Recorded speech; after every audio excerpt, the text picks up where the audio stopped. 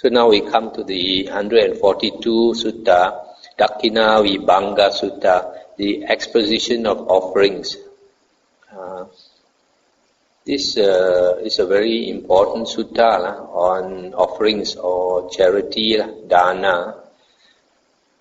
Thus have I heard, on one occasion the Blessed One was living in the Sakyan country at Kapilavatu in Nigroda's park. Then Mahapajapati Gotami took a new pair of cloths and went to the Blessed One. After paying homage to him, she sat down at one side and said to the Blessed One, "Venerable Sir, this new pair of cloths has been spun by me, woven by me, especially for the Blessed One. Venerable Sir, let the Blessed One accept it from me out of compassion." When this was said, the Blessed One told her, "Give it to the Sangha, Gotami. When you give it to the Sangha, the offering will be made both to me and to the Sangha." A second time and a third time she said to the Blessed One, "Venerable Sir, this new pair of cloths has been spun by me, woven by me, especially for the Blessed One. Venerable Sir, let the Blessed One accept it from me out of compassion." A second time and a third time the Blessed One told her, "Give it to the Sangha, Gotami. When you give it to the Sangha, the offering will be made both to me and to the Sangha." Stop here for a moment. This Mahapajapati Gotami is the foster mother of the Buddha. When the Buddha was born, it seems 7 days after the Buddha was born, the mother passed away. And this Mahapajapati is a sister of the Buddha's mother, and also another wife of the father. And during the Buddha's time, a man could take as many wives as he could afford. So I'm not sure how many wives the father had, but these two sisters were the wives of the father. So when the Buddha's mother died, this Mahapajapati Gotami took care of him like his own son. So because of that, you can imagine, you can think that she has a lot of love and respect for the Buddha, and she wanted to offer this pair of cloths made by her. You have to remember, during the Buddha's time, cloth was not common. Cloth was very difficult to come by. So before you can make a robe or make any clothes to wear, you first have to make the cloth first. So they have to weave the cloth from string, weave the cloth. Then after that only you think of making your whatever you want to do with it. So she had taken this trouble to weave this new pair of clothes for the Buddha. And the Buddha told her to give it to the Sangha, but she didn't want to give it to the Sangha. She wanted to give only to him. And she asked him even up to the third time. And the Buddha told him even up to the third time to give it to the Sangha. Then the Venerable Ananda said to the Blessed One, "Venerable Sir, let the Blessed One accept the new pair of cloths from Mahapajapati Gotami. Mahapajapati Gotami has been very helpful to the Blessed One, Venerable Sir. As his mother's sister, she was his nurse, his foster mother, the one who gave him milk. She suckled the Blessed One when his own mother died. The Blessed One too has been very helpful to Mahapajapati Gotami, Venerable Sir. It is owing to the Blessed One that Mahapajapati Gotami has gone for refuge to the Buddha, Dhamma and Sangha. It is owing to the Blessed One that Mahapajapati Gotami abstains from killing living beings, from taking what is not given, from misconduct in sensual pleasures, from false speech, and from wine, liquor and intoxicants, which are the basis of negligence. It is owing to the Blessed One that Mahapajapati Gotami possesses perfect confidence in the Buddha, Dhamma and Sangha, and that she possesses the virtues loved by noble ones. It is owing to the Blessed One that Mahapajapati Gotami is free from doubt about suffering, about the origin of suffering, about the cessation of suffering, and about the way leading to the cessation of suffering. The Blessed One has been very helpful to Mahapajapati Gotami. And the Buddha said, "That is so, Ananda, that is so. And one person owing to another has gone for refuge to the Buddha, Dhamma and Sangha. I say that it is not easy for the former to repay the latter by paying homage to him, rising up for him, according him reverential salutation and polite services, and by providing robes, arms, food, resting places, and medicinal requisites. When one person, owing to another, has come to abstain from killing living beings, from taking what is not given, from misconduct in sensual pleasures, from false speech, and from wine, liquor, and intoxicants, which are the basis of negligence, I say that it is not easy for the former to repay the latter by paying homage to him, etc. When one person, owing to another, has come to possess perfect confidence in the Buddha, Dhamma, and Sangha, and to possess the virtues loved by noble ones or Aryans, I say that it is not easy for the former to repay the latter by paying homage to him, etc. When one person, owing to another, has become free from doubt about suffering, about the origin of suffering, about the cessation of suffering, and about the way leading to the cessation of suffering, I say that it is not easy for the former to repay the latter by paying homage to him, rising up for him, according him reverential salutation and polite services, and by providing robes, arms, food, resting places, and medicinal requisites. Stop here for a moment. So here the Buddha says that is so that he agrees that the Buddha says he has been very helpful to Mahapajapati Gautami. And the Buddha says when one person owing to another has gone for refuge to the Buddha, Dhamma, and Sangha, that means the person who brings you into the Buddhist religion to take refuge with the Buddha, Dhamma, and Sangha, the Buddha said it is not easy to repay the person who brings you to take refuge with the Buddha, Dhamma, and Sangha. Even you pay homage to him, rising up for him, revere him, provide polite services, and provide robes, arms, food, resting places, and medicine, etc. Still hard to repay the kindness. Secondly, this is why hard to repay the kindness, because if a person comes into the Buddhist religion, then it is very, very beneficial. If he takes refuge in the Buddha, Dhamma, and Sangha, it's very beneficial to him. He creates this affinity with the triple gem, so that in future lifetime he will have this affinity with the triple gem, lifetime after lifetime. And the second one, when one person owing to another comes to keep the precepts, these 5 precepts, and it's not easy to repay the kindness, because if a person learns to keep the precepts, then he does not create evil karma, and keeping the precepts is very important. If you keep the precepts, that is one of the reasons why a person can take rebirth in the heaven. But a person who breaks the precepts will either go down to the animal realm or to the hell realm. So that's why it's very important to keep the precepts. So if someone teaches you to keep the precepts, it's hard to repay his kindness.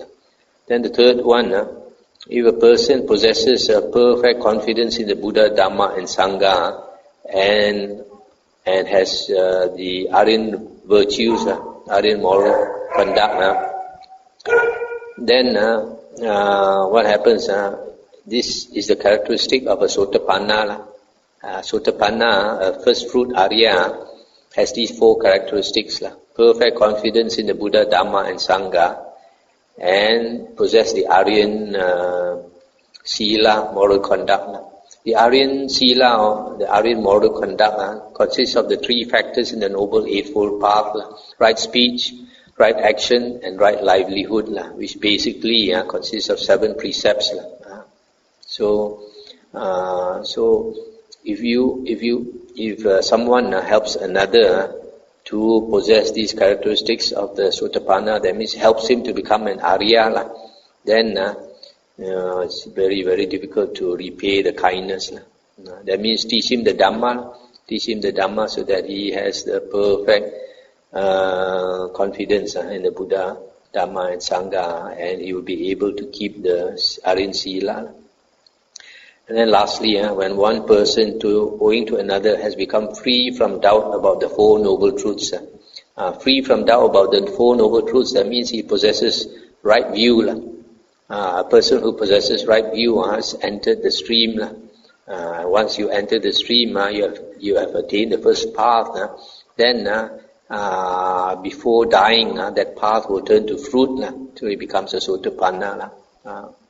So these last two, possessing perfect confidence in the Buddha, Dhamma, Sangha, and Aryan virtues, this and the other one, free from doubt about Four Noble Truths, are the characteristics of a Sotapanna. Okay, there are 14 kinds of personal offerings, Ananda. One gives a gift to the Tathagata, Arahant, Sammasambuddha. This is the first kind of personal offering. One gives a gift to a Pacceka Buddha. This is the second type of personal offering. One gives a gift to an Arahant disciple of the Tathagata. This is the third kind of personal offering. One gives a gift to one who has entered upon the way to the realization of the fruit of Arahantship. This is the fourth kind of personal offering. One gives a gift to a non-returner.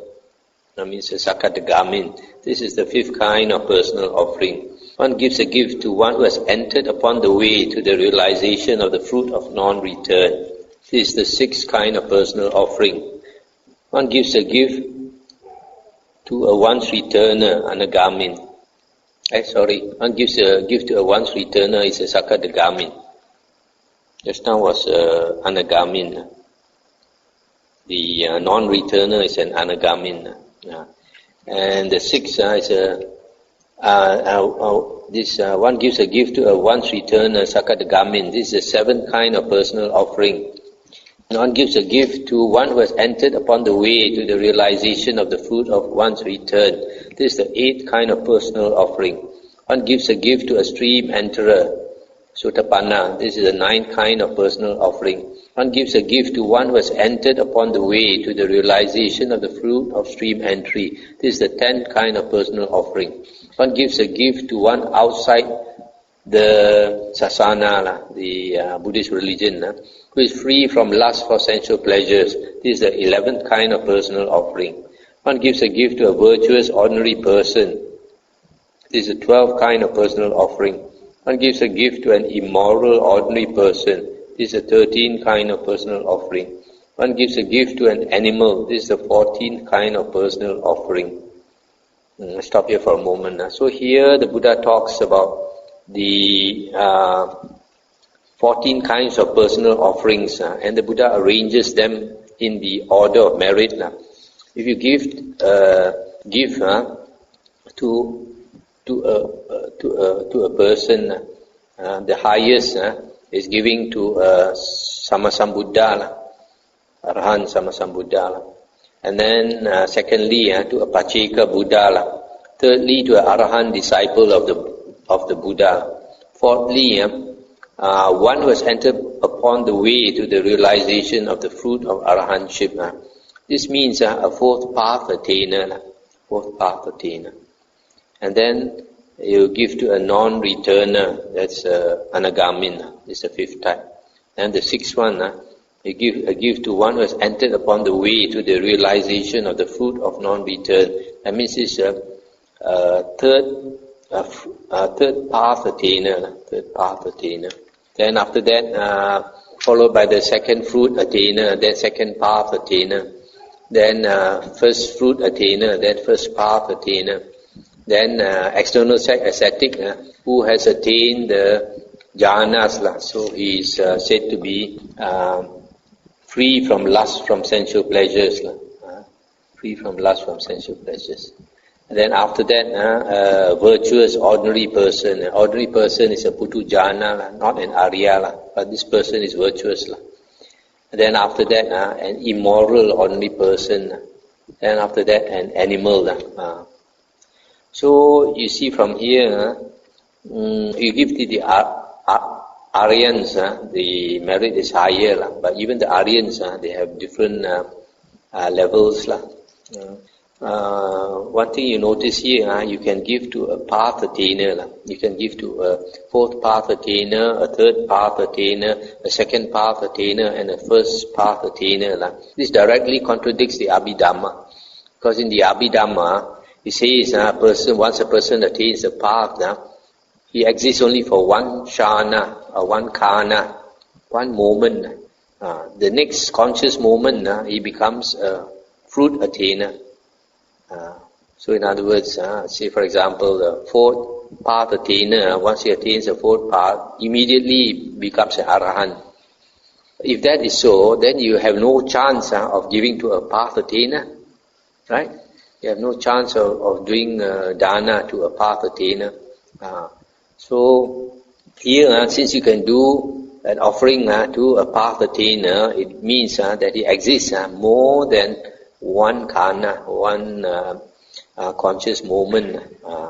So that's why people don't study the sutta. They don't see the contradiction between the Abhidhamma, later books like the Abhidhamma or Visuddhimagga or commentaries or Mahayana Sutras. There are contradictions with the original suttas. So, okay. The other thing I'd like you to notice here that giving a gift to an external ascetic who is free from lust, from sensual pleasures, meaning he has attained the jhanas, the merit or the blessings is higher than giving to a virtuous ordinary person. So once a person has attained jhana, he's quite special because jhana is considered to be one of the Uttari Manusa Dhamma, supernormal attainments, jhana, psychic powers, Aryan stages of attainment. All these are considered supernormal attainments. Herein Ananda, by giving a gift to an animal, the offering may be expected to repay 100-fold. By giving a gift to an immoral ordinary person, the offering may be expected to repay 1,000-fold. By giving a gift to a virtuous ordinary person, the offering may be expected to repay 100,000-fold. By giving a gift to one outside the sasana, the Buddha's religion, who is free from lust for sensual pleasures, the offering may be expected to repay 100,000 times 100,000-fold. By giving a gift to one who has entered upon the way to the realization of the fruit of stream entry, the offering may be expected to repay incalculably, immeasurably. What then should be said about giving a gift to a stream enterer? What should be said about giving a gift to one who has entered upon the way to the realization of the fruit of one's return, or to a one's returner, or to one who has entered upon the way to the realization of the fruit of non-return, or to a non-returner, or to one who has entered upon the way to the realization of the fruit of arahantship, or to an arahant, or to a Pacceka Buddha? What should be said about giving a gift to a Tathagata, arahant, Sammasambuddha? Stop here for a moment. So you see, if you give a gift to an animal, the offering may be expected to repay 100-fold. That means, for example, you give a plate of food to an animal. When your karma, this vipaka ripens, you get the result of the merit from the offering. You expect to get 100 plates of food, 100-fold. Then you give to an immoral ordinary person, a person who does not keep the precept, then you should expect to get 1,000 times more than what you gave him. And then you give to a virtuous ordinary person, you should expect to get 100,000 times what you gave to a virtuous ordinary person. And then you give to an external ascetic who has attained the jhanas, you can expect to receive 100,000 times 100,000. That means 10 billion, 10 to the power of 10 is 10 billion times what you gave. And then if you give to any Aryan, the result is immeasurable, incalculable. Right? So this is the fruit of giving to a personal offering, giving to a single person or even an animal. So you can see, because the merit of giving to an Aryan is incalculable. So that's why people like to, in Buddhist countries, people like to give to monks and nuns, because they think the chances of finding an Arya among the monks and nuns are higher than among lay people. There are 7 kinds of offerings made to the Sangha, Ananda. One gives a gift to the Sangha of both monks and nuns, headed by the Buddha. This is the first kind of offering made to the Sangha. One gives a gift to a Sangha of both monks and nuns after the Tathagata has attained final Nibbana. This is the second kind of offering made to the Sangha. One gives a gift to a Sangha of monks. This is the third kind of offering made to the Sangha. One gives a gift to a Sangha of nuns. This is the fourth kind of offering made to the Sangha. One gives a gift saying, appoint so many monks and nuns for me from the Sangha. This is the fifth kind of offering made to the Sangha. One gives a gift saying, appoint so many monks for me from the Sangha. This is the sixth kind of offering made to the Sangha. One gives a gift saying, appoint so many nuns for me from the Sangha. This is the seventh kind of offering made to the Sangha. In future times, Ananda, there will be members of the clan who are yellow necks, immoral, of evil character.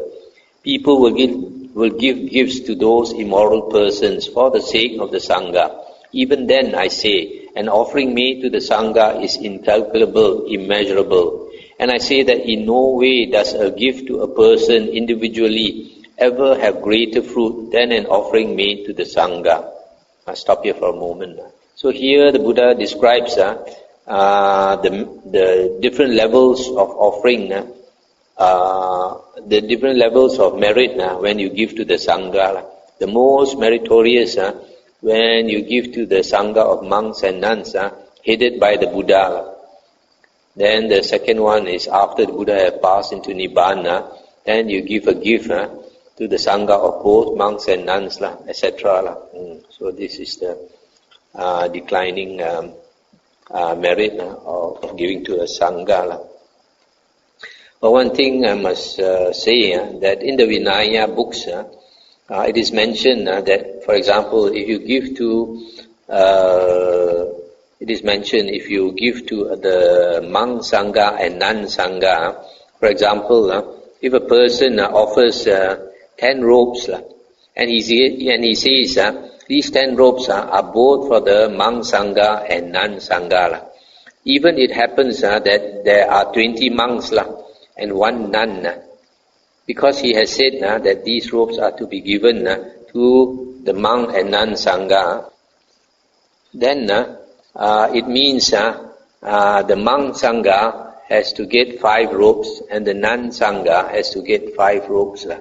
So even you have 1 nun, you must give that 1 nun 5 robes, and you have to give the 20 monks 5 robes, because it is an offering to the Sangha, it is not a personal offering. Because the Sangha in the Vinaya does not mean the existing monks, It means the monks present and in future for eternity. So for example, if somebody gives a gift to the Sangha of Vihara Buddha Gautama, it means the monks who presently reside here and all future monks who reside here for eternity. So even if you have 1 monk staying in this Vihara and you give an offering with the thought you want to give to the Sangha, then the merit is the merit of giving to a Sangha, not to an individual. So the number of monks does not count. It's your intention whether you give to the person or to the Sangha. So there are some people, they don't understand this and they are greedy for merit. They like to give to famous monks. It's not necessary to give to famous monks. You just give to the Sangha. That's the more meritorious than to giving to any famous monk. And this last part, the Buddha says, in the future, the Sangha may consist of immoral monks, of evil character. That means they don't keep the precepts, they don't practice the holy path. Even then, if you give a gift to the Sangha, even to those corrupt monks, your gift is higher than giving to any individual, which means the merit is higher than giving even to the Buddha himself. So you must remember, if you want a lot of merit, always give to the Sangha. That's why in the beginning of this sutta, when Mahaprajapati wanted to give the robe, the cloth, to the Buddha himself, the Buddha said, no, give it to the Sangha, because the Buddha wants to teach people that they should give to the Sangha. Then let the Sangha decide who is worthy to receive the cloth or the robe. So remember, the offering to the Sangha is immeasurable. Don't be choosy which monk you give to. And also remember that even if the monks are corrupt, if your intention is to give to the Sangha, then the merit is incalculable, immeasurable. There are 4 kinds of purification of offering. What for? There is the offering that is purified by the giver, not by the receiver. There is the offering that is purified by the receiver, not by the giver. There is the offering that is purified neither by the giver nor by the receiver. There is the offering that is purified both by the giver and by the receiver. And what is the offering that is purified by the giver, not by the receiver? Here the giver is virtuous, of good character, and the receiver is immoral, of evil character. Thus the offering is purified by the giver, not by the receiver. And what is the offering that is purified by the receiver, not by the giver? Here the giver is immoral, of evil character, and the receiver is virtuous, of good character. Thus the offering is purified by the receiver, not by the giver. And what is the offering that is purified neither by the giver nor by the receiver? Here the giver is moral, of evil character, and the receiver is immoral, of evil character. Thus the offering is purified neither by the giver nor by the receiver. And what is the offering that is purified both by the giver and by the receiver? Here the giver is virtuous, of good character, and the receiver is virtuous, of good character. Thus the offering is purified both by the giver and by the receiver. These are the 4 kinds of purification of offering. Stop here for a moment. So you can see here the gift or the offering is purified, and one of the parties is virtuous. The more virtuous, the greater the merit of that giving. So there is a case where the giver is virtuous. The second case is the receiver is virtuous.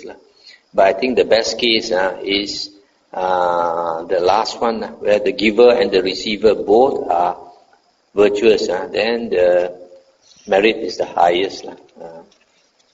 That is what the Blessed One said. When the Sublime One had said that, the teacher said further, when a virtuous person to an immoral person gives, with trusting heart, a gift righteously obtained, placing faith that the fruit of action is great, the giver's virtue purifies the offering. When an immoral person to a virtuous person gives, with untrusting heart, a gift unrighteously obtained, nor places faith that the fruit of action is great, the receiver's virtue purifies the offering. When an immoral person to an immoral person gives, with untrusting heart, a gift unrighteously obtained, nor places faith that the fruit of action is great, neither's virtue purifies the offering. When a virtuous person to a virtuous person gives, with trusting heart, a gift righteously obtained, placing faith that the fruit of action is great, that gift, I say, will come to full fruition. When a passionless person to a passionless person gives, with trusting heart, a gift righteously obtained, placing faith that the fruit of action is great, that gift, I say, is the best of worldly gifts. This passionless person can be said to be one who has attained the jhanas. He's free from passion. Passion can be said to be sensual desire plus anger. So one who has attained the jhanas, if you give to another person who has attained the jhanas, then the fruit is very great. But a passionless person can also mean arhan. If an arhan gives to another arhan, but then this is not very likely.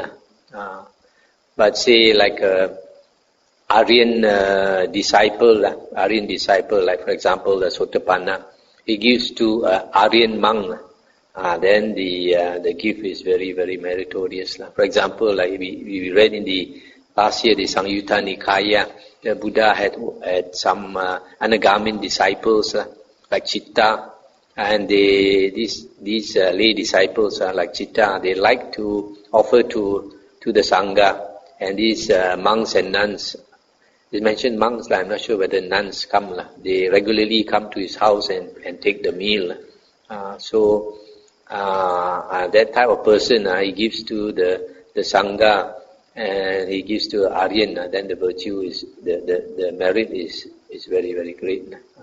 So this Dakkhinavibhanga Sutta is very interesting. There are a few things here we learn. That one is that you can give to path attainers, meaning that path attainers exist more than one kana, one moment, one conscious moment, which contradicts the Abhidhamma. And then secondly, the various levels of merit you get from giving to individuals. The highest merit is giving to a Sammasambuddha on the individual level. And after that, the Buddha says that the merit of giving to a Sangha is much more than giving to any individual.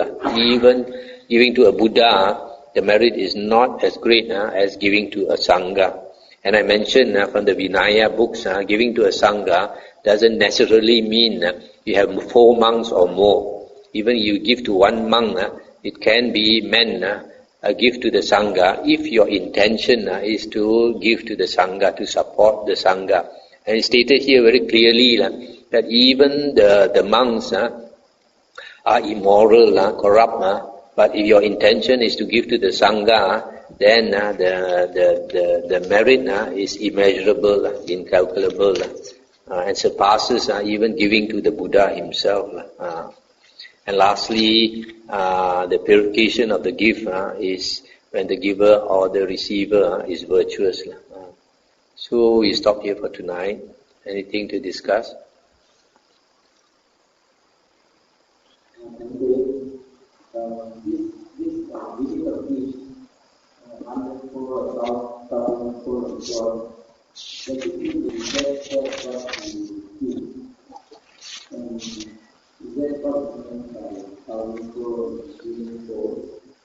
What is meant by 100-fold or 1,000-fold is that if you don't consider other conditions,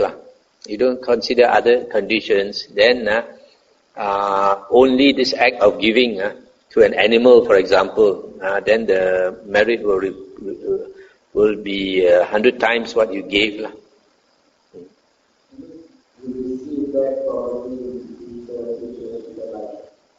This karma vipaka, ripening, can be either this lifetime or can be a future lifetime, or may not even ripen, because there are so many factors involved.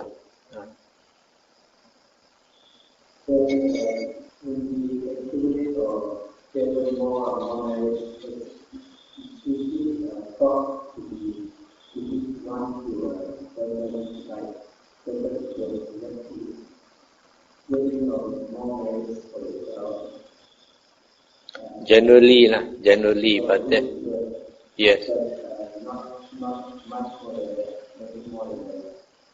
Yes, there's more than that now, because not only you get a better life in future, it also helps you when you want to practice a spiritual path.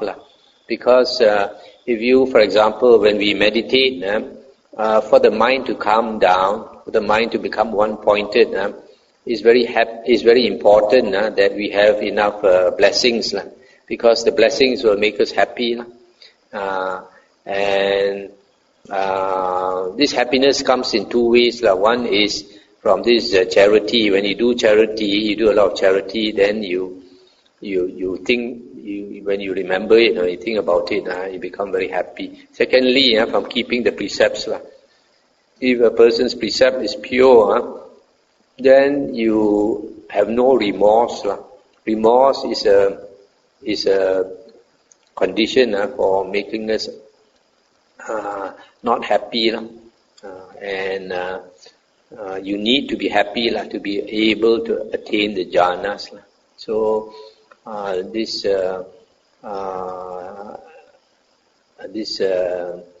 merit of giving, of charity, is helpful not only not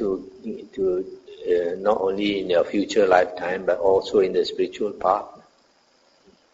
For example, if a person has done charity, has done much charity in the past, in the future lifetime, that person one day will probably become a monk.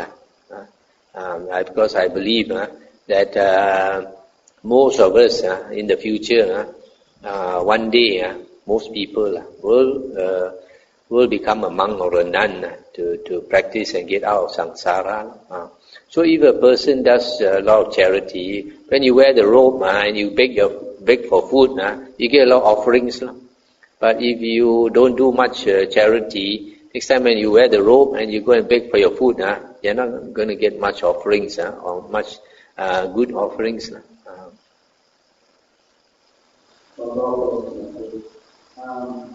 In view of monastery, give charity celebration to temple, does that count as sangha? Because some temples were 2, 4, so monks inside, so that is sangha. It depends whether there are some temples. If you give to the temple, the money may not be used to benefit the monks. It might be used by the committee in other ways. But if you give for the benefit of the sangha, it goes to benefit the sangha, then it's considered give to the sangha. Sometimes you talk all these giving.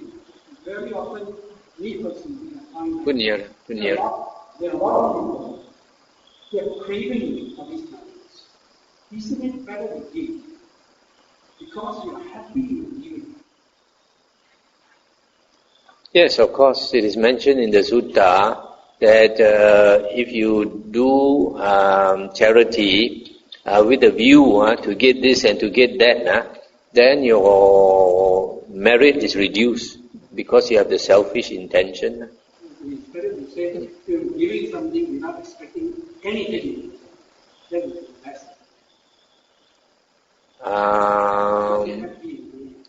Happy. Also, you must know that it is a meritorious act. You see here in page 1106. When a virtuous person to an immoral person gives with trusting heart a gift righteously obtained, placing faith that the fruit of action is great, the giver's virtue purifies the offering. So you see these passages here, whenever it mentions a virtuous person giving, he gives with a trusting heart, and he has the faith that the fruit of action is great, that he realizes that giving is not only good, that it's meritorious. But you see, when an immoral person to a virtuous person gives with untrusting heart, a gift unrighteously obtained, nor places faith that the fruit of action is great. This immoral person, he is immoral means he does not understand karma vipaka. That's why he does not keep the precepts. That's why he is immoral. So because he does not understand karma vipaka, so when he gives a gift also, he doesn't think that it is virtuous. Okay, no more questions. You can stop here.